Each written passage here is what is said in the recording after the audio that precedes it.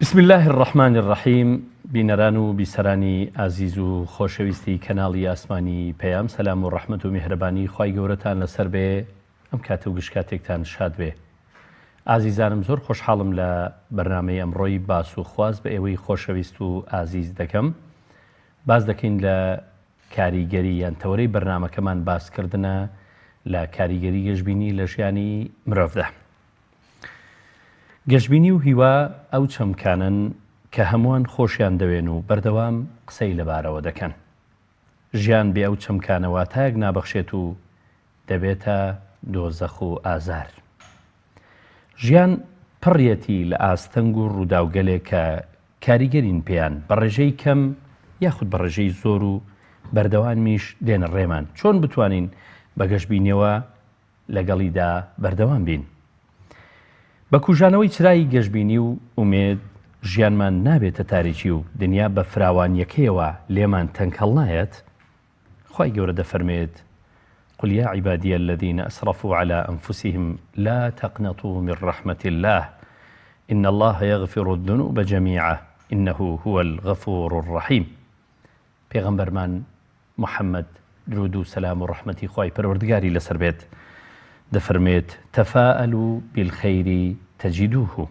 گەشتبین بن بەرامبەر بەخێر بەدەستی دێنن. لە ڕۆژگاری ئەمڕۆماندا هۆکارەکانی ناگەشتبینی ئەوەندە زۆرن، ئایا هیچ ڕێگایەک ماوە بمانگەێنێت بە ژیانێکی گەشتبینی؟ جیاوازی مرۆڤە گەشتبین و مرۆڤە ڕەشبینەکان لە ژیاندا چییە و مێژووی مرۆڤ لەو بارەیەوە چیمان پێدەڵێت؟ خۆشەویستانم، میوانی ئازیزی ئەم جارەمان بۆ بەرنامەی باس و خواز بۆ قسەکردن لەسەر کاریگەری گەشتبینی لە ژیانی مرۆڤدا مامۆستا دیار شێخ محەممەد مامۆستای زانکۆیە. زۆر بەخێربەی مامۆستای ئازیز و بەڕێز. سەلامەت بیاخۆ. مامۆستا گیان، باسی گەشتبینی دەکەین. ماشەڵڵا من هەموو جارێکە تۆ دەبینم هەر لە خۆمە ئەمەل و گەشتبینی و هیوا ئومێدم بۆ دروست دەبێت لەبەرەوەی بەردەوام تۆ پیاوێکی ماشەڵڵا ڕووکراوەی. ئەمە عینەیە کە بۆی کە ئەو مرۆڤانەی ڕووکراوە و گەشتبینن دایمەن ژیان لەگەڵیان خۆشترە، دانیشتن لەگەڵیانە ئیحساسێکی خۆشت پێدەبەخشێت. سەرەتا دەمەوێت لەوە دەست پێ بکەین بزانین گەشتبینی چییە، چۆن ئێمە لە گەشتبینی تێبگەین، چۆن بزانین ئێمە گەشتبینین و چۆن بزانین ئێمە ڕەشبینین. دەمەوێت سەرەتا باز لە چەمچی گەشتبینی بکەین. بسم الله الرحمن الرحيم الحمد لله رب العالمين وأصلي وأسلم على المبعوث رحمة للعالمين وهداية للحائرين سيدنا وحبيبنا وأستاذنا وعظيمنا وقائدنا وقدوتنا وأسوتنا ونبينا ورسولنا وكهفنا وكنفنا وسندنا ومعلمنا ومنقذنا ومرشدنا ومربينا وتاج رؤوسنا وقرة أعيننا وطب قلوبنا وحادي أرواحنا مولانا محمد وعلى آله وأصحابه وأحبابه وأتباعه وحزبه وجنده ومن اقتدى بهديه واستنى بسنته واقتفى أثره إلى يوم الدين. أما بعد دەست خۆشی لێکم خۆی عەلەوی خاتە میزانی حەسەناتەوە. تەحیاتم هەیە بۆ هەموو بینەرە بەڕێزەکانی کەناڵی ئاسمانی پەیام. گەشتبینی واتە تەفاؤل یان ئەمەل بە مستەڵەحە قورئانیەکەیش الرەجاء. ئەمە پێک هاتووە لە فکرەیەک خوڵقە بێ لای کەسێک کە گۆڕانکاری بکات لە ژیانیا لە حاڵیا بۆ حاڵێ باشتر، لە نەتیجەیەک بۆ نەتیجەیەکی باشتر، لە ئامانجێ بۆ ئامانجێکی باشتر، بەردەوام. چونکە ئەمەل ئەبێ وەکو ابن القیم بەڕەحمەتە بێ ئەفەرمێت ڕەجاء ئەبێ متصل بێ، انقطاعی تیانە کەسی صاحبی ئەمەل و گەشتبینی ئەبێ هەموو کات و ساتێ ئەو گەشتبینیە کەپسولەیەک بێ، لە گیرفانیا بێ، کەپسولێ بێ، گولاجێ بێ، هەڵیە بۆ هەموو ئیشەکانی هەموو کارەکانی لە هەموو کات و ساتێکە. ئەگەر ئەمەل نەبێت شتی کێتە پێشەوە، چیەتە پێشەوە؟ خەفەتێتە پێشەوە، کەلیمەی مستەحیلێتە پێشەوە، ناگونجێ لەگەڵ ئەمەلە، ناگونجێ لەگەڵ ڕەجایە، ناگونجێ لەگەڵ گەشتبینیە. ڕەشبینیەتە پێشەوە، تەمەڵیەتە پێشەوە کە تەمەڵی عەکسی ئەمەلە. هەچ کەسێک تەمەڵ و تەوەزەل بوو ئەوە کەسی بێ ئەمەلە. ففکرەیە کە دروستە بێ لەوە ئینسانە، فکرەکە ئەمەلەکە ئەبێ لامێکی لەگەڵا بێ، ئەخیرەکەی عەمەلی لەگەڵا بێ. ئەگینا ئەمەلی بێ عەمەل سوودی نییە. گەشتبین بیت و هەڵ نەچیت و حرەکەت نەبێ بێ ئیستیفادەیە. ئەوەیە کە سەوفەی لەگەڵایە. ئێستا تۆزێککە ئەچم هێشتا کات ماوە، هەتا کات ێزانی 24 ساعتەکە لە دەست چوو. ئیبن حەسەنی بەسری فەرمێ ما أنت تۆ کوڕی ڕۆژی خۆتیت نەکوڕی بەیانی نەکوڕی دوێنیت کوڕی ئیمڕۆیت دوێنێ ڕۆی بە هەموو مەراقی و ناخۆشیەوە بەیانیش خطەی بۆ دانێ بەڵام چاوەڕوانی بەیانی مەبە بەس خطەکەت حازر بێ خۆت ئەوەیە کە ئەڵێن توولی ئەمەل لد نەبێ توولی ئەمەل ئەوەیە کە چاوەڕوانی بەیانی نەکەیت بەڵام خطەت بۆ دانابێ ئەمەیە یعنی ئەبێ ئینسان ئەم معادلەیە ئەوە ڕابگرێ فگەشت بینی صیفەتێکە خوای پەروەردگار لە چەندەها ئاەت باسی کردووە ئەگەر بە تەصریح بێ یان ئەگەر بە تەلمیح بێت ولا سنتي بيغمبر صلى الله عليه وسلم هاتوا وكل مسلم هاتوا أبو هريرة يجرته من إذا قال الرجل هلك الناس فهو أهلكهم للفظك فهو أهلكهم إمام النووي فرمي بالضم أبلغ كواتا هج كسي بلا خلقي فوتا أو يكم أولهم بالهلاك خويتي لخوي ودس في أكات للفظي دوهم حديثك فهو أهلكهم أو بو بسبب هلاك بني أو خلقات شنك هندي خلقية برواعكات إشاعة ودعاية زور خرافة بويا كسي صاحب أمل وقشبين قد دعاية خرافي نية قد رجما بالغيب نية وقرآن فهمه هميشة لقل واقع كان بعقل إشاكات بحماقة إجناكا بويا حماقة وأمل كونا ابنه وبيكو شنك هندي كسي هل أخوه كديبيني پێدەڵن ماشەڵڵا توو ڕەشبینی قسەی باش نازانی قسەی چاک نازانی هەمیشە دەڵێ دنیا خرا دەبێ ئاوا دەبێ شەڕ ڕوو دەدا ئاژاوە ڕوو دەدا گرانی دێ برسێتی دێ قات و قڕی دێ نەخۆشی دێ چوزانم هەر شتێک شتێکی خراپ دێ هەمیشە ئەم بەشارە خراپانە هەیە مامۆستا لە سەحرای یەئسە واتە لە بیابانی ناومێدی و ڕەشبینیە ئەبێ تۆ بەدرەیەکت پێ بێ واتە تۆیەکت پێ بێتێ تۆی ئەمەل لو صحرا بيابانا كهيتش تيانا روي بتو بيدبه ويبي عمر صلى الله عليه وسلم وفي يدكم فسيله يعني فسيله هدوك يابه بدس وقامت القيامه بيشنن او امل في عمر صلى الله عليه وسلم علاج بان اداته ويك سكان ذات كان لتاريخيه دانا نيشن با غلوبيك خلكن با كسيركتك ياخذ جوزك هستايو طملينه غري يكسر شي هلي كاتو چرا داگرسينه اگر گوله دركك دبيني هلي كيشو گوله بنيشه ئەگەر چویتە ناو شاری کوێران دەست مەگەر بەچاوتەوە مەڵحەمی بەرەشایەوە چاکەرەوە دەستیان بگرە و ڕزگاریان کە ئەبێ ئینسان بەردەوام ئەم ئەگەر زانایانە فەرمون ئەگەر ئینسان ئەم فکرانە لای خۆی دروست نەکات زۆر مشکلەیە چونکە ڕەحمەتی خوا لە شاعیر بێ ئەفەرمێت أعلل النفس بالآمال أرقبها ما أضيق العيش لولا فسحة الأمل دنیا زۆر تەسکە زۆر ناخۆشە زۆر کەفە ئەشکەوتە ئەگەر فسحی ئەمەلت پێ نەبێ ناتوانی کە شەویە بەسەرا ئیتر خەمۆکی ئەبێ دادگرێت چونکە شەو هەر بۆ خۆی قورسە ظەلامە تاریکیە بەس تۆ ئەمەلێکت هەیە کە الليل مهما طال لابد من طلوع الفجر ئەبێ بەیانی دەرکەوێت ئەبێ ڕۆژ بێتەوە ئەبێ ئیشەکانم بکەم ئەبێ خطەکانم بکەم بەڵام لە کاتی خەوا بەلایلایی دوعاکانی پێغەمبەرەوە ئەخەوینەوە ڕحمان بچێتەوە بەلای پەروەردگار جەل جەلالوه فأمايا مش أمله من لا يستطيع كاري باش دكم دعاء خير دكم بو أجر مردم بو دعاء بس مو خصمت يا صلى الله هميشة من ناو كبسولي أمل أبي أو كبسولة في مصاصة فيري كردوين الصادق الذي لا ينطق عن الهوى صلى الله عليه وسلم ربيعي أسلمي وتي بربيعي ود وكل مسلمة هاتو وتي الربيعة تشيت إيه دعواك وتي أسألك مرافقتك في الجنة بس أميلة قلت يا أبو لبهشته في مصاصة صلى الله عليه وسلم وتي أو غير ذلك فرمي هو ذاك وتشتي كدناي وتي نوع بزومي رفيقي توم لباشتا في غمر فيري طمالي نكر فرمي أعيني على نفسك بكثرة السجود يلا بروني يشكا سجود برا طمالي نية نوح عليه السلام وتي ربي لا تذر على الأرض من الكافرين ديارا وتي بو فرمي إنك إن تذرهم يضل عبادك ولا يلد إلا فاجرا كفارا فرمي دباشا ما دام حزكي أرز غرق كم هلاكي توشي هلاكي كم يلا كشتي دروسك فيري تمالي ما هناك أن قرآن محمد رسول الله صلى الله عليه وسلم فأما وكو بابك بيبو شو نجورة ومن بو بابك زور باشا ما مصيب الرئيس دمي ببرسم قجبيني أما جاكت بيكر بس قجبيني تنها فكرية يان أم فكرية قشناكا تا أو كي استاذ جغت اللي كردوا كرداري لقلبه أكثر السجود بالله حركي لقلبه زانان بدايتي أمل قجبيني فكرة إن جاب عمل دس بيكا بحركة دس بيكا رسول الله فرمي عليه الصلاة والسلام ولو مسلم إمام أحمد هاتوا من خاف أدلج هاتش كسي بترسيت حركاتك أدلج يعني تحرك ومن أدلج بلغ المنزل هاتش كسي جولا أجاته منزل جاي خوي ألا إن سلعة الله غالية ألا إن سلعة الله الجنة بهشت أونية من شو لسرق قاجدان يشتوم ولا بدم سيتلايته ودجلمن لبردم أو كنترولي ريموت كنترول بدس مو بي يلا بهش بومنا اشتوانية ئەبەدەن شتیوانە بەڵکو کاریەوێ ڕەنجی دەوێت تێکۆشانەوێ بەڵکو مامۆستا بەهشت و خەو کۆ نابنەوە بەهشت و خەو کۆ نابنەوە بەهشت و تەمەڵ و تەوەزەری کۆ نابنەوە بەهشت و حرەکەت بەهشت و بەرەکەت بەهشت و ئازایەتی نەک بەهشت و خەو هەرەوەی کە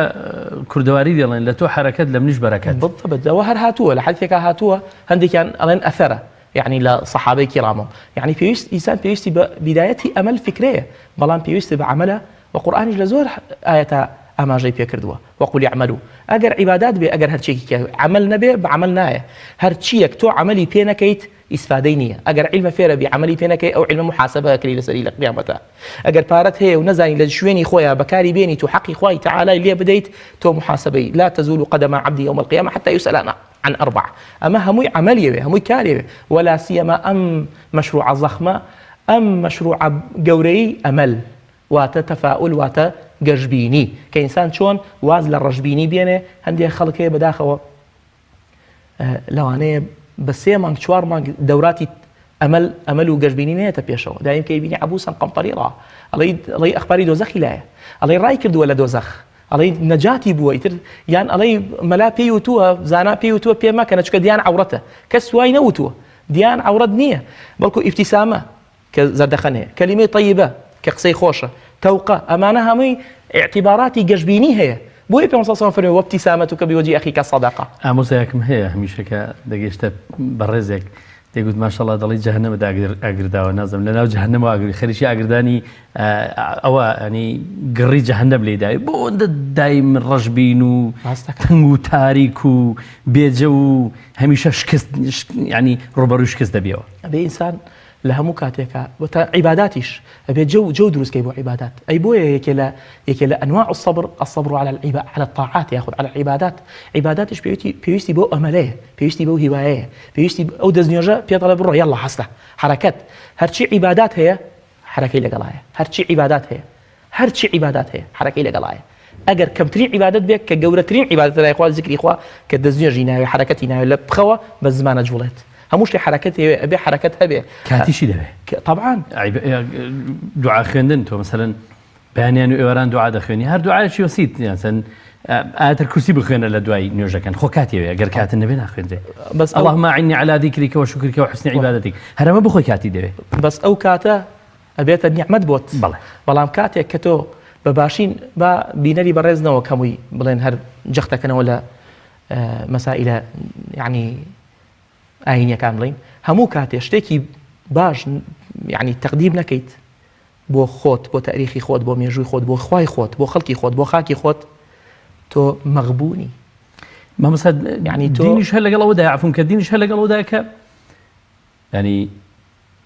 بەردەوام کاری باش بکەی جا تۆم کارە باشە تۆ بەعید بۆکو کەسێکی دیندار و پەیوەست بە دینەوە پێ دوایە عیبادەتە دەیکەی ئەوە هەم بۆ دنیا و هەم بۆ قیامەتیش ئیسفادەیە ئەگەر ئەوەش نەبێ خۆ بۆ مرۆڤایەتی تۆ مرۆڤ ینی بۆ مرۆڤایەتی سوودی هەیە بۆ ئینسانیەت تۆ کارێکی باش بکە بەردێک لەسەر ڕێگا لابە وەکو بۆ من کە ئازارێک لەسەر ڕێگا لا دەبەم هەم ئیمانە هەم بەشێکە لە ئیمان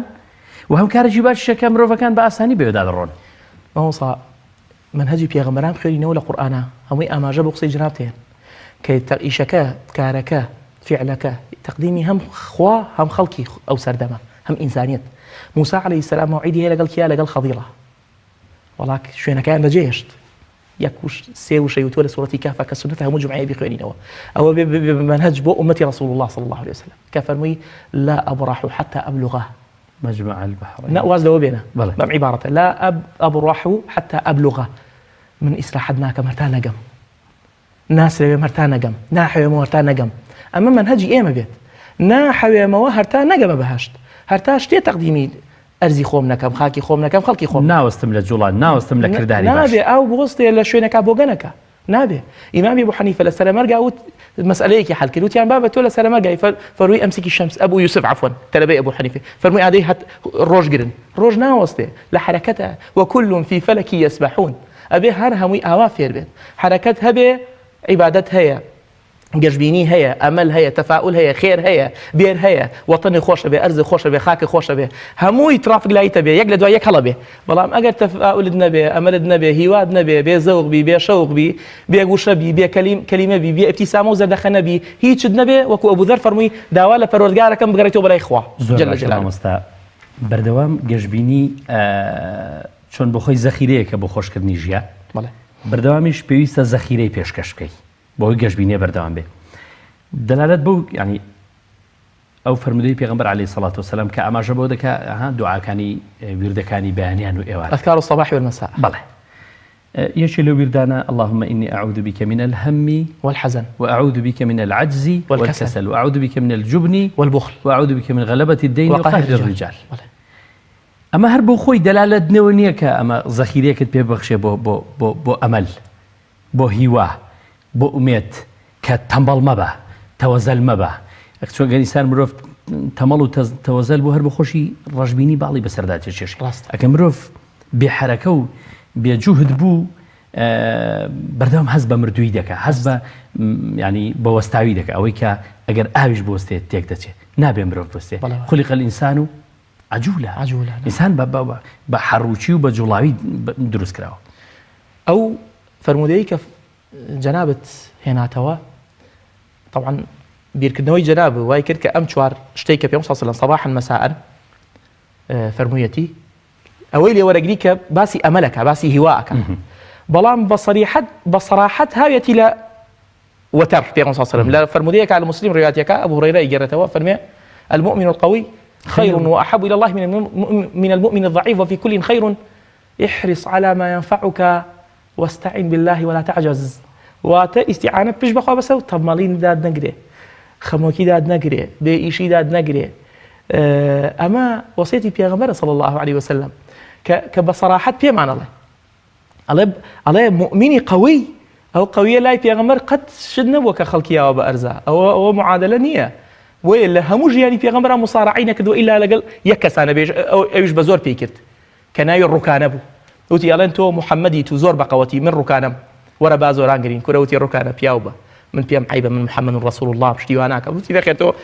هیچی پێ ناکرێ، وەڵا ئای بە ئەرزا. وتی ئەمە سحر بوو لێت کردم. دووەم جار وتی بابی کەینەوە هایەوە بە ئەرزا، سێم جار هایەوە بە ئەرزا، وتی ئەشهەدو ئەن لا إله إلا الله وأن محمد رسول الله. قەت ئەوەی نەکردووە. مؤمن القوی ئەوەیە لە داخلەوە قەوی بێ، لە باتین و لە ناخەوە، ئەوەیە کە هیمەتی هەبێ، هەڵمەتی هەبێ، يعني هەڵپەی هەبێ. ئەمە مهمە کە ئەفەرمێ المؤمن القوي فەرمووی ليس الشديد بسرعة وكل بخارية هاتوا إنما الشديد الذي يملك نفسه عند الغضب. كواتا قوتي داخلي أبي بيغمبر صلى الله عليه وسلم هي هاي زور بقوتا كاراتي وكونفو تايكواندو شوارع بأرزا ملام ده زي اللي سنة سكاتا جديان زور عجيبة. بهذه أوية اشتكان لشويني خوي داب زور عجيبة. أو بهذه أوية كناخد بقوت به كبرسيد بو بلاي صبرا كمشكلها تريد بلاي صبرا وكم يعقوب عليه السلام شل دانا صال دور بولا يوسف فصبر جميل. دو جار هناية القرآن دو أيجا فرمي يا بني اذهبوا فتحسسوا من يوسف ولا تيأسوا من روح الله. يعني نا أميد مبن لا أمري إخوة لا فرجي إخوة إنه لا يأس من روح الله إلا القوم الكافرون. أو يعقوب فيري كردوين بويا لا يعقوب وفير بو يوسف كوري كاتك براكاني بيني وتيان خوا داوي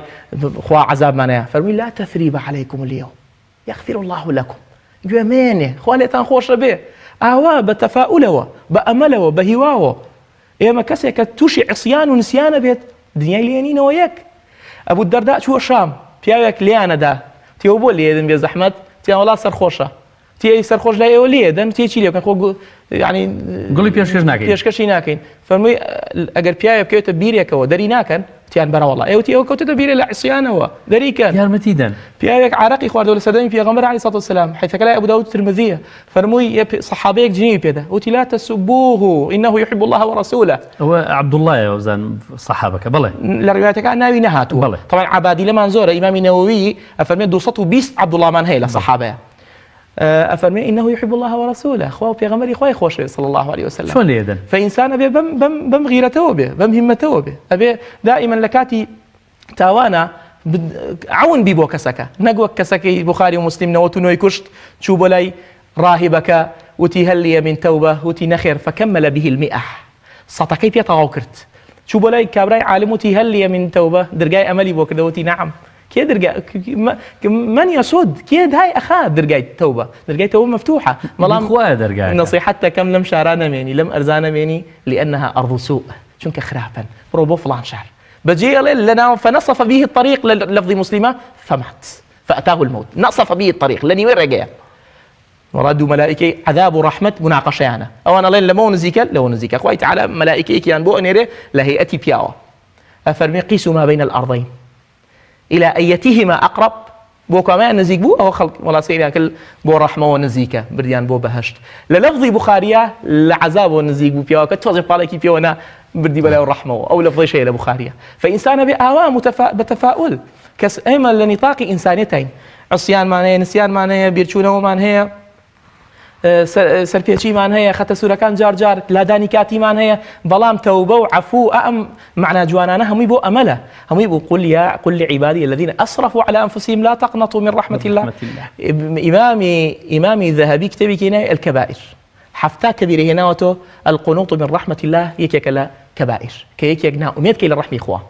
يكنا أميتك للرحمة إخوة تعالى بويا ابن الوزير برحمة بالكتاب عواصم وقواصم شيء أفرمي إن الرجاء بالله برحمة الله عز وجل شيك يفتح الأمل لعبده الرجاء برحمة الله عز وجل يفتح الأمل لعبده ويشجعه على الطاعات ويجعله نشيطا في النوافل سابقا للخيرات هو قصي ابن الوزير أفرمي هاش كسر الرجاء هي برحمة إخوة بلام رحمي خوا او نم كاتت تاوانك اكم بلام دخوا كريمه شي ما كردوها رفيقي اما الدنيا اشتي كردو منيش ام غلطان نجر ادنى ما نقري وكوباوك ادم ودايك حوا يكسر بلين ربنا ظلمنا انفسنا وان لم تغفر لنا لنزيك توببك يتوبون من قريب لسوره النساء هاتوا توبه ابي من قريب به ابي انسان معامله لقال خوا بيهوانا به ما مستمر هذيك لتوركم الله كان زور بالله بوتو لا شوينك كخراوايه بابلين اوروبايا لە تەنیشت سەلەی خۆڵەکەوە قوتوویەک شتێک ئاوا فڕێدراوەتە سەر زەویەکە لە ناو مارکێتێکدایە بەڵێ خەڵک بێوەدا دەڕاو ئەو نازانێت کەسێک لەو کەسانە هەڵدەستەیە کە یەکێک لەوانەی کە ڕاڕەوە بەڕاڕەوەکەدا دەڕوا قوتووەکە هەڵدەگرێ و دەیکاتە ناو سەلەکە لەنکا و گڵۆپەکاندا دەگرسێن هەزارە سەدان کەس ڕاوەستا و چەپڵی بۆ لێدا و دەستخۆشی لێ دەکەن لەسەر ئەوەی کە ئەم کارەی کردووە بەڕاست ئەو بۆ خۆی هیوا ئومێد نییە کە تۆ شتێکی زیادە هەڵدەگرێ و لەسەر شەقامەکە دەیخێن شوێنی خۆی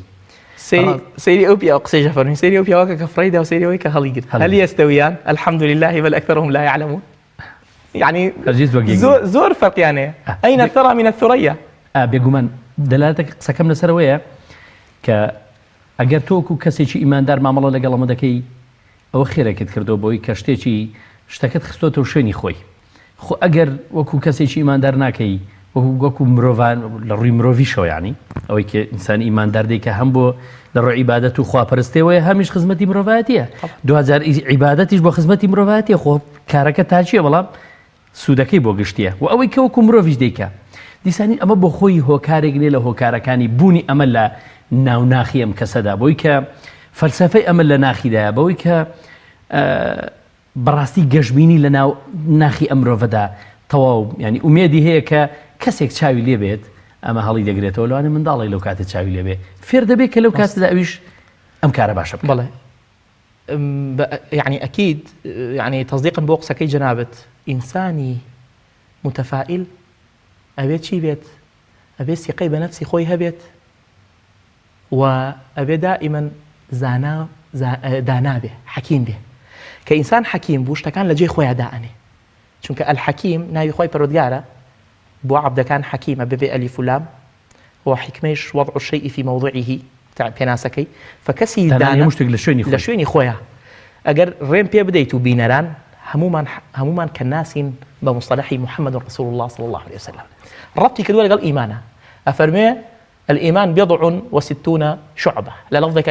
70 شعبة أعلاها كلمة الله وأدناها إماطة الأذى عن الطريق أو أذايا أزيت بجينات أجد زمالي بي شوشي بي دركي بي داري بي ماري بي هرشي هي تولاي بيت أم روحتها بي سيارة بوصينيت للايك ودا بزي پاکەتێک یاخود بیبسێکی قوتووی بیبسیەک هەڵگریت و لای بێ ئەم ڕۆحەیە کە خۆشەویستی محەممەدە صلی الله عليه وسلم ئەم ڕۆحەیە کە تەکلیف لە کەس ناکە ئەوە ثەوبان ئەفەرمێ ثەوبان دارەکەی کەوتە خوارەوە لەسەر ئەسپەکەی و دابەزی و دارەکەی هەڵگرتەوە پیاوێک بینی وتی یا ثەوبان خۆت ئیلاک نەکردە ڕۆڵە من دارەکەم هایتێ فەرمووی بايعت رسول الله عليه الصلاة والسلام على عدم التكلف بۆی تەکلیف لە کەس نەکەم نەخەمە سەر شانی کەس خۆم بیکەم بۆیە ئێمە بە غەڵەتی تێگەیشتوین بە هەڵە تێگەیشتوین جاری وایە حتا ئەو هەڵەیە لەناو ماڵەکانە هەیە لەناو پیاوەکانە بالئەخەص یعنی جاری وا هەیە پیاوێک گەبینی لە ماڵێکە هیچ تاکات وا ئەزانەیە خوای تەعالا ئەم خێزانەی پێداوە 24 ساعت خادیمەیە ئیتر خادیمەیە کورە لە خادیمەترە مناڵی داما و گیرۆدەن بەدەستیەوە باوکی داما و کەیتە ژوورەوە مناڵ هەموو یەڵێن إن الموت الذي تفرون منه فإنه ملاقيكم ئەوە هات مناڵی داما هەمووی ملك الموت وكأنما يعني أعوذ بكلمات الله التامات يعني من شر ما خلق هەمووی مناڵی داما و ژنی داما وعلێ ئەرێ بابە بێ زەحمەت تۆ خۆ يعني ئەم ژنە کفری نەکەشوی پێکردی هەستا حرەکەت هەبێ لە ماڵ حتا لە پێغەمبەر صلی الله عليه وسلم نعلي شاكر صلى الله عليه وسلم بعظمة خوي كأشرف الخلق صلى الله عليه وسلم كسيدري منتهى دي وكزني ديوة بلان فيرمانك صلى الله عليه وسلم وإنسان كان نقل ويك يارمتي خيزانيان بن أو يجري ورا جري بس أول سبب أويه كإنسان روح سوق به كإنسان دائما روح يسوق به خوي يسوق به دس يسوق به شاوي نظري كم به أما همي أم بس أخلاقي قرز به خوارزمي يكيك العلماء بالكاري رياضيات شون يعني صفة كان إنسان بالرياضيات الله أخلاقيك جواني السفرة دا أن ريبه بدا بقوتي السفرة دا أن ببسط الله يكاك الجلس فكان أخلاق كواتيك لا خلقي إنسان أو يك برامبر بدبين الروح سوق بي أو يك جناب فرموت منال فيرا بيلت جورة فيرا بيلت أقران فيرا بن جن كل عالم فيرا بن إما يك سيري بيغمبر بخينه عليه الصلاة والسلام يك مناقشة ومجادلة نية صلى الله عليه وسلم لبيني كس مناظرة نية لبيني خوي وكس يكابو بيه مسلمان هم يبقى أخلاقي بيغمبر بيه مسلمان ويا أمتك يكم كسي محمد يسمى لي عليك وشصته صلى الله عليه وسلم هم يبقى بأخلاق وبروح سوكي زرعي أمل لنا وخلقها زرعي أمل زور مهمة بويا من الله إلغاء كدنوي أمل لنا وخلقها جورة جريمة إلغاء كدنوي أمل إلغاء كدنوي نا أميدي زور جريمة كي جورية بلام علماء لكتبانية دعوة تاك بيكا أو ده صلاة بيكا همو كسيك أو ماموستا بيكا جرمي كيكاب أو هر كسيك بيكا جرمي جريمة كيكاب حقي خويو خلقي خويو خاكي خوي هاش كسي أمل خلقك خوي لابات زور باش إلغايته باسی پەروەردەکردنی ئەمەلت کرد یان چاندنی تۆوی ئەمەلت کرد چۆن بتوانین تۆی ئەمەل لە ناو ناخی نەوەکانماندا بچێنین چۆن ڕێگاکانی پەروەردەکردنی منداڵێکی نەوەیەکی گەشبین کە دەبێتە کوڕی ئایندە کە دەبێتە ئافرەتی ئایندە کە دەبێتە پیاوی ئایندە چۆن بتوانین ئەو ڕێگایانە چین کە بیکەینە گەشبین دەرچێ ئەبێ ئەمەل و ڕەجا و گەشببینی بوێ بە شیعار و شعورمان ئەبێ خەستەخانەکان ناویان بێن مستەشفە الئەمەل ئەبێ گەڕەکێ لە گەڕەکان ناوبرین گەڕەکی گەشببینی ئەبێ لە تەلەڤیزیۆنا بەرنامە هەبێ بۆ گەشببینی ئەبێ ئەم ئومەتە ئیحاطە بکەین بە گەشببینی بۆ ئەوەی فەرزی کەین لەسەریان بۆ ئەوەی واجبی کەین لەسەریان زۆر حەیفە ئینسان لە ژیانە لەم ژیانە پڕ لە ناخۆشی و ناسۆری و جروح و کەسەر و ئەنواع ئەشکال شتیە ئەگەر لە ماڵەوە کەشتێکی دڵی دروست نەکەی ناوی نەنێی سەفینەة الئەمەل سەفینەی ئەمەل کە سەفینەی ئەمەل پێبوو بیتاقەی ئەمەلە نووسی وەرەقەی گەشببینی اینجا فڕێ ئەوە پێوتێ بەث الئەمەل يعني چی بەث الئەمەل يعني بەثی پەیام لە سلێمانیە پێوتێ پەخشکردنی گەشببینی پەخشی کەیتەوە ئەبێ پەخشی کەیت ئەو مەسەلەیە ئەبێ ئینسان شیعاری بێ شعوری بێ ئەبێ لەگەڵ یا بێ هەوێی بێ هەوێنێ بێ هەوێری بێ ئەبێ تەسکەرەی بێ ئەبێ مەشروعی بێ ئەبێ ئاوات و ئاوازی بێ هیوایەتی بێ بۆ ئەوەی خەڵک تووشی نەخۆشی نەبێ خەڵک تووشی خەمۆکی نەبێ زۆر باشە مامۆستا داتایەکم خوێندەوە هەر پێشەوە بێن ناو بەرنامەکە سەرچەم کرد داتایەکم خوێندەوە سەبارەت بە گەشببینی لە نێوان ئافرەتان و پیاواندا هەتا دەلال لەسەرەوە دێک گەشببینی یەکێکە لە هۆکارەکانی ئەوەی کە سیحەتی مرۆڤەکان لە ڕووی تەندروستیەوە مرۆڤێکی باشتر بن و ئەگەر نەخۆشیش بن زووتر چاک دەبنەوە کاریگەری دەرمانەکانیان بەسەرەوە دەبێەوە بە پێچەوانەوە ئەو ئافرەتانەی چکە ئافرەت دایکی نەوەکانە و ئەوان نەوەکان زیاتر پێدەگەین و کاریگەریان لەسەر منداڵەکانەیە ئەو ئافرەتانەی گەشتبین نین تەمەنیشان کورتترە یان با بڵین ئەگەری مردنی کتوپڕ لەسەریان زیاترە ڕاستە ئەوسا کە ئەمەلێ نەبوو لەزەت لە خواردن ناکەی لە ژیان ناکەی لە دانیشتن ناکەی خەو سەفەر ناکەی لەزەت لە خەو ناکەی کابوسە بینی ئەنواع وەشقال شتە بینی ئەگەر ئەمەلت نەبێ زۆر مشکیلەیە ئەگەر ئینسان کەئیب بێ بێتاقەت بێ حەزین بێ ئەگەر ئینسان نەخۆش بێ خەمۆکی دایگرێ زۆر مشکیلێ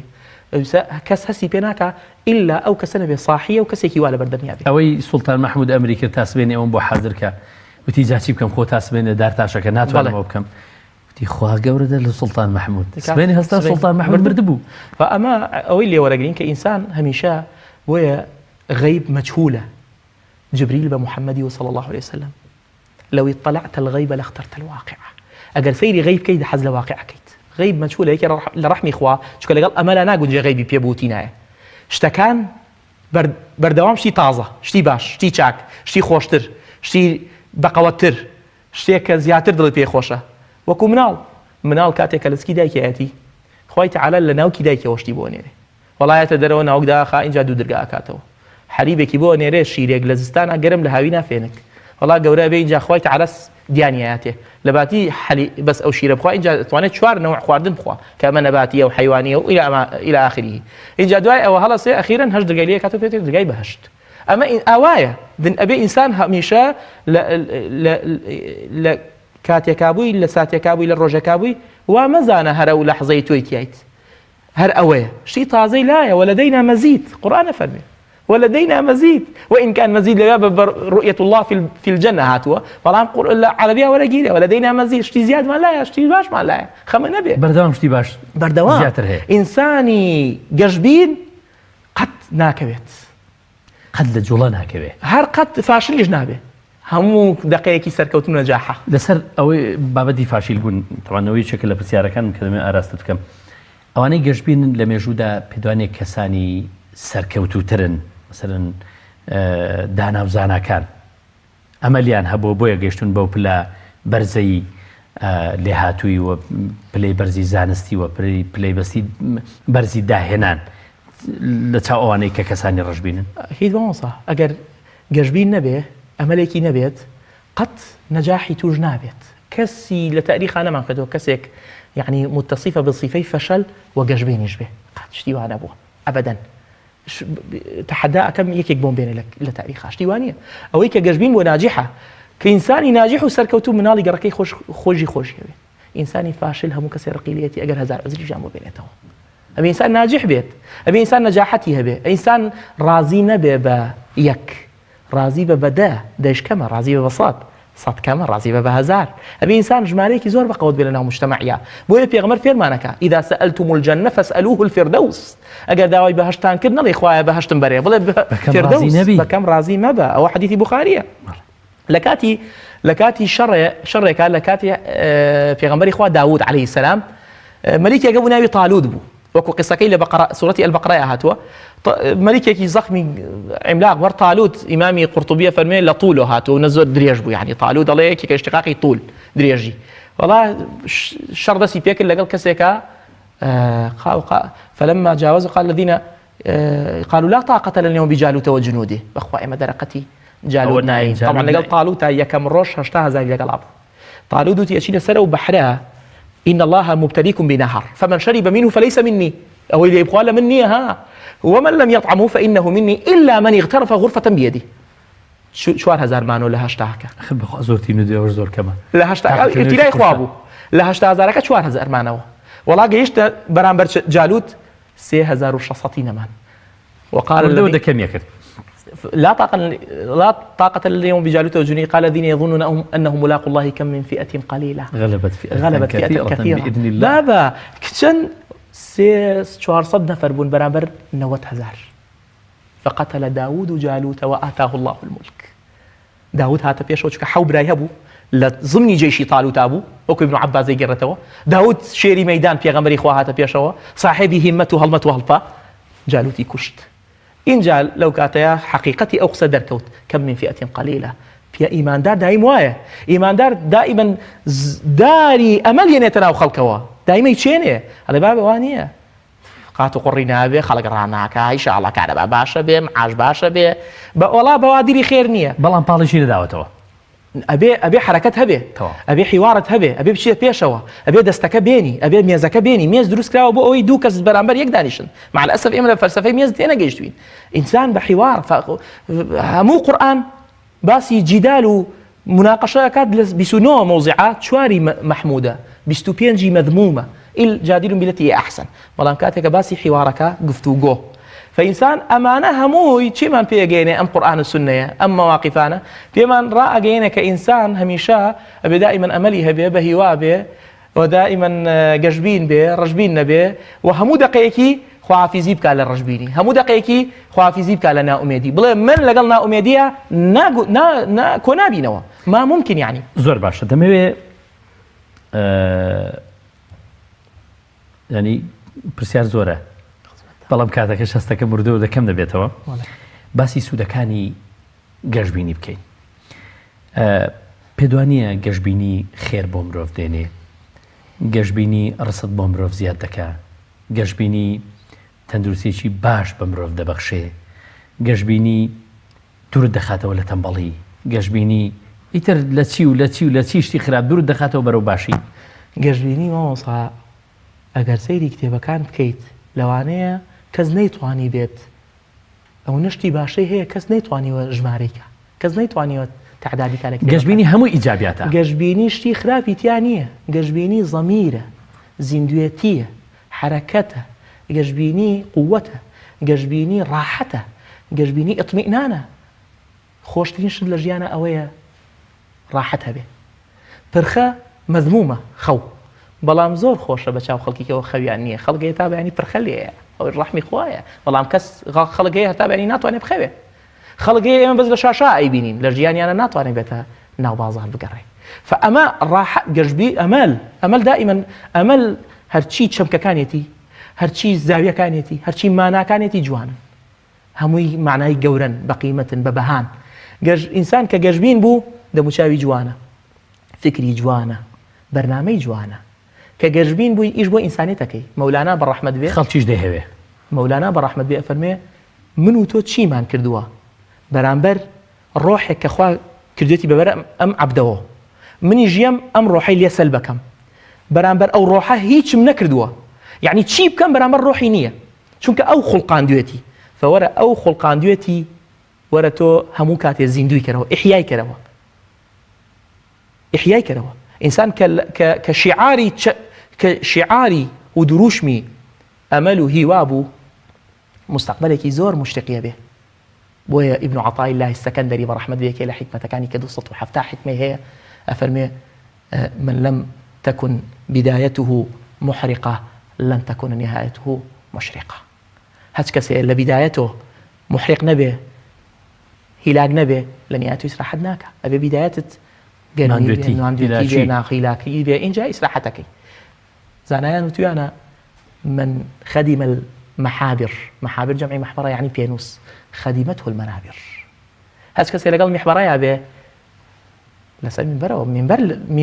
منبەری بۆ دروستەکرێ ئەبێ ئینسان هەوڵ بات هەموو کاتێکی بەشتی باش بەرێتە سەر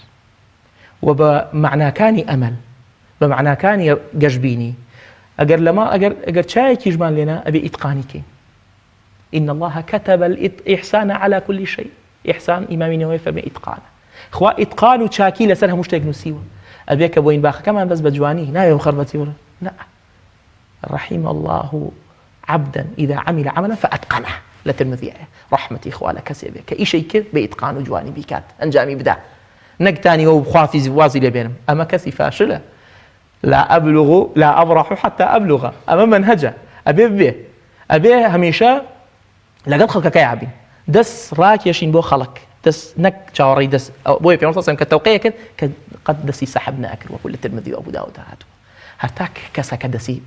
دانا نهاية بۆیە ئەم دەست سەحبکردنە هەر بەنهەجی پێغەمبەرانە. نوح عەلەیهی سەلام چی فەرموو؟ یا بونەی ارکب معنا ولا تکن مع الکافرین. خوا وەرە سەرکەوە لەگەڵمانە.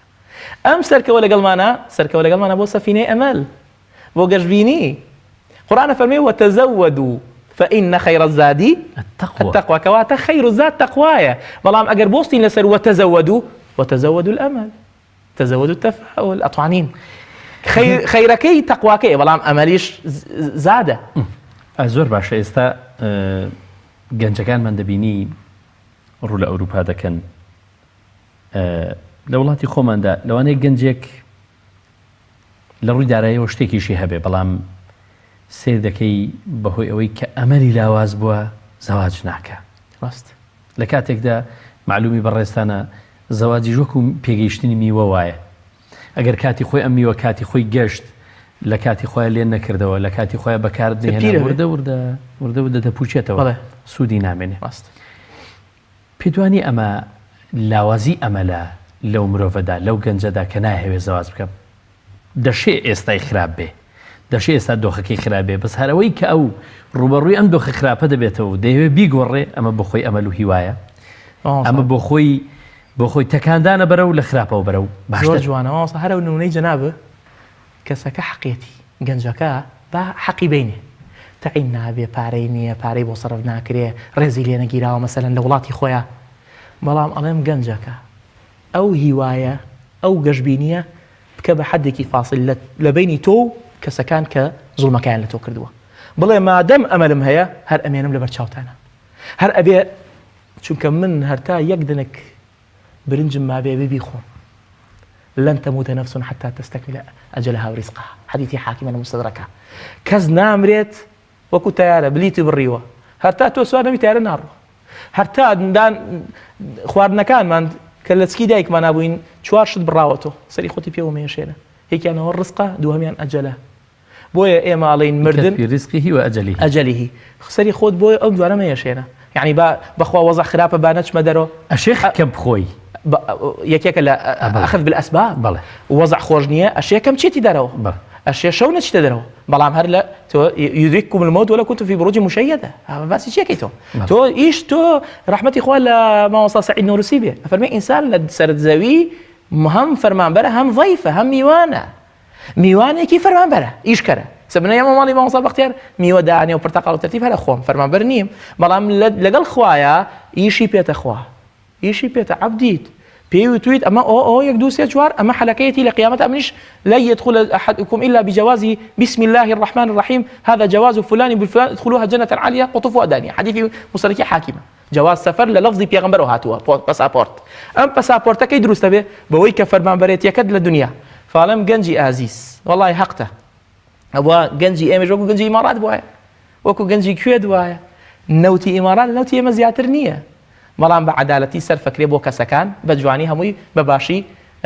ژیانێکی ئاسوودە ئەبەنە سەر. فەڵەم گەنجە بە ڕێزەکە دادە خوشکە ئازیزەکە هەمووتان حەقتانە، بەڵام لەگەڵەوە ژابا گەشتبین بین، با گەشتبین بین، هەر کوڕی ئیمڕۆ نەبین، مستەقبەل لای خوای پەروەردگارە جەل جەلاله بوو، شتی باشتری لای خوای پەروەردگارەوە یەت بۆمان. خوای پەروەردگار هەمیشە عەبدەکانی نەملەیەکی ڕەش مێلورەیەکی ڕەش لە شەوێکی تاریکە لەسەر بەردێکی لووس لە بیری نەکردووە خوا. ئەی چۆن من و تۆ بیرەکات، بەڵام جا ئەبێ لەگەڵ ئەوەی ژا ئەڵێم گەنجە بە ڕێزەکە قەناعەتی ژوو هەبێ. بنمونە ئێستا گەنجەکان زۆرینەیان دەڵێن بۆچی بخوێنین، بۆچی بەردەوام بین لە خوێندن، یان بۆچی گرنگی بدەین بە ساڵەکانی بە دیراسە بە ساڵەکانی خوێندن، خۆی مەتەعین نابین، خۆسبێنێ ئەم خوێندنە هیچ سوودێکمان پێ ناگەێنێ. بۆ نمونە لە عەربانێکی لە فەفرۆشتن لێ نووسرا بوو ئیشی دوای تەخەڕوج. باشە بەڵام خۆ ئەوە شەرەفە کە تۆ ئیشەکە دەستکەیە. ئایا لە فەفرۆشێکی مسەقەفی باشترە کە ڕۆشنبیرێکی باشە تێ و ئاگەر لە دنیا زین چ دەگوزارێ و خەڵک ناتوانێت سپێنێ سیاسیەکان و بەرپرسەکانی وڵاتەکە ناتوانن فێڵ لێ بکەن یان بەڕاستی لە فەفرۆشێک هیچ نەزانی دنیا سەردەمی چ دەسەڵاتدارێکە چ پاشایەکە چی دەگوزارێ لە دەوروبەرتەوە هەر کەسێ بێ بە کەیفی خۆی سواری شان و ملت دەبێ. یان دادەی بەڕێز تۆ کەسێکی خوێندەوار بی سبەینێ زەواز دەکەی ئەگەر تەعینیش نەبی بزانی چۆن نەوەیەکی بە ئەمەل پێدەگەێنی بۆی ئایندێکی گەشتر بۆ مستەقبەلی خۆی پێیا بکات بە کەسێکی خوێنەوار و ڕۆشنبیر پەروەردەی بکات باشتر نییە کە دایکێک پەروەردەی بکە حرمەتم بۆ هەمویانەیە کە بەڕاستی کە ئاستی زانستی کەمتر بێ. وڵامی قسەکانی جەنابەت وەکو مانگی چواردە وایە دیارە زۆر بە کەلیم بە جوابی بەڵێ ئەبێ وابین هیچمان بەقەدەر پێغەمبەر ئازیزین لایخوا شوان بوو هیچمان بەقەدەر ئیدریس لایخوا بەڕێز نین خەیات بوو هیچمان بەقەدەر داود بەڕێز نین حەداد بوو هیچمان بەقەدەر ئەبوو حەنیفە بەڕێز نین قوماش فرۆش بوو بەقەدەر ئیمامی ئەحمەد سابوونیە فرۆش پێشەوەی بچێتە سجن فەئەمە هەمووی زانایان و عولەما علم لەگەڵ کەسابەتە زۆر طبیعیە بەڵکو